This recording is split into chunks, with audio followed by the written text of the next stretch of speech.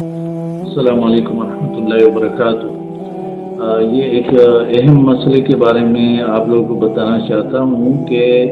بعض لوگ شادی کرتے ہیں اور شادی کے بعد جب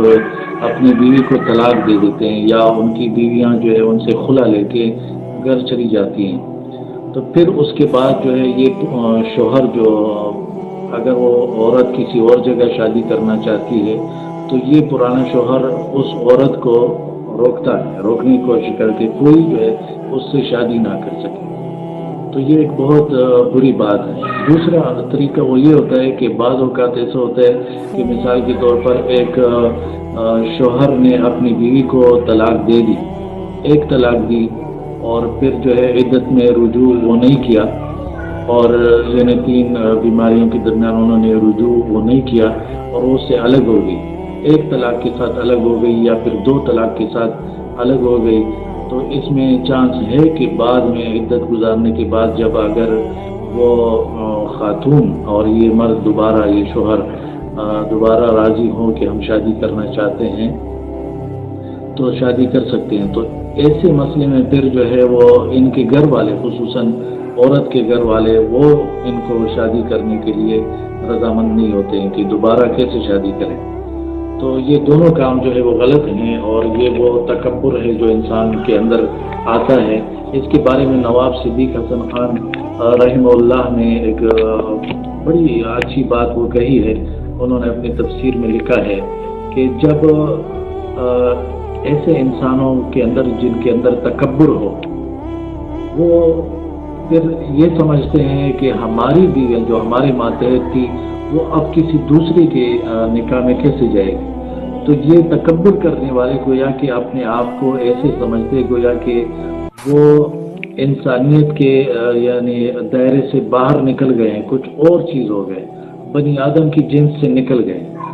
تو یہ بہت جو ہے وہ خطرناک بات ہے کہ ایک انسان اس قدر تکبر میں آ جائے کہ جو عام انسانوں کے لیے اللہ تبارک و تعالیٰ نے ایک حکم دیا ہے، یہ اس میں جو ہے اس پر راضی نہ ہو اور اس سے اپنے آپ کو جو ہے وہ مستثنا سمجھے کہ میں نہیں، میری بیوی جو ہے، جو پہلے میری بیوی جو کسی اور کی اب نہیں ہو سکتی ہے۔ تو یہ دونوں کام دوبارہ اس کو سنیں اور اس کو سمجھے، دونوں طریقے جو ہے وہ غلط ہیں۔ اگر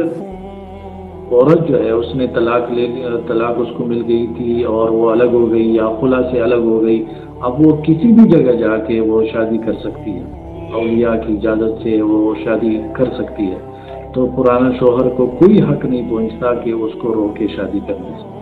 دوسری بات وہ یہ ہے کہ اگر یہ میاں بیوی جو 1 یا 2 طلاق جن کو طلاق رجعی کہتے ہیں اس سے الگ ہوئے ہوں، تو اس میں یہ ہوتا ہے کہ دوبارہ اگر یہ لوگ چاہیں ایک ہونا تو نئے سرے سے نکاح ہوگا، اور اس طرح اس میں حق مہر وغیرہ یہ سارا جس طرح پہلی بار شادی ہوتی ہے اسی طرح ہوگا۔ تو ان کو روکنا یہ بھی ظلم ہے، یہ بھی زیادتی ہے۔ رب العالمین نے فرمایا وَإِذَا طَلَّقْتُمُ النِّسَاءَ فَبَلَغْنَ أَجَلَهُنَّ فَلَا تَعْضُلُوهُنَّ أَن يَنكِحْنَ أَزْوَاجَهُنَّ إِذَا تَرَاضَوْا بَيْنَهُم بِالْمَعْرُوفِ،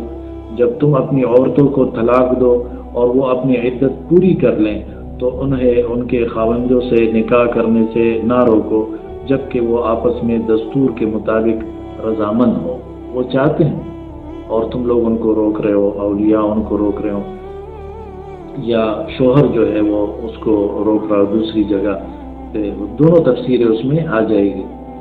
اب اس کے بارے میں ایک حدیث تاکہ آپ لوگ اور اس کو اچھے طریقے سے سمجھ جائے اس حدیث کو، اس آیت کو، امام بخاری رحمہ اللہ اور اصحاب سنن نے بھی یہ حدیث ذکر کی ہے۔ معقل ابن یسار رضی اللہ عنہ سے روایت ہے، فرماتے ہیں کہ میری ایک بہن تھی، میرے پاس میرے چچا کا بیٹا آیا، میں نے اس کے ساتھ نکاح کر دیا اس کا، تو کچھ عرصہ وہ اس کے پاس رہی، پھر اس نے اسے ایک طلاق دی اور رجوع نہ کیا، یہاں تک کہ عدت گزر گئی۔ پھر ان دونوں نے ایک دوسرے کی خواہش کی تو اس نے پھر نکاح کا پیغام بھیجا، تو میں نے اسے کہا کہ اے لوکا چھوٹو، میں نے اس کا نکاح تیرے ساتھ کر کے تیری عزت کی، تو نے اسے طلاق دی، پھر دوبارہ تو نے نکاح کا پیغام بھیجا، اللہ کی قسم وہ تیری طرف کبھی بھی نہیں لوٹے گی۔ تو اس آدمی میں کہہ رہے کہ کوئی حرج والی بات نہیں تھی، وہ عورت بھی اس کی طرف لوٹنا چاہتی تھی میری بہن، اور اللہ تعالیٰ اس عورت کی اپنے خاوند اور اس مرد کی اپنی اس عورت کی طرف حاجت و ضرورت کو جان گیا، تو اللہ تعالیٰ نے وَإِذَا طَلَّقْتُمُ النِّسَاءَ نازل فرمائی۔ سیدنا ماقل ابن یسار رضی اللہ عنہ کہتے ہیں کہ یہ آیت میرے بارے میں نازل ہوئی، میں نے اپنی قسم کا کفارہ ادا کیا اور میں نے اپنی بہن کا نکاح دوبارہ اس مرد یعنی پہلے خاوند کے ساتھ کر دیا۔ دیکھو صحابہ کرام کیسے عمل کرنے والے تھے، تو ہمیں بھی معاشرے سے برائیوں کو وہ دور کرنا چاہیے اور نکاح کے معاملات میں آسانیاں، زیادہ سے زیادہ آسانیاں پیدا کرنی چاہیے۔ اقول قولی ھذا استغفر اللہ لی ولکم ولسائر المسلمین۔ السلام علیکم ورحمۃ اللہ وبرکاتہ۔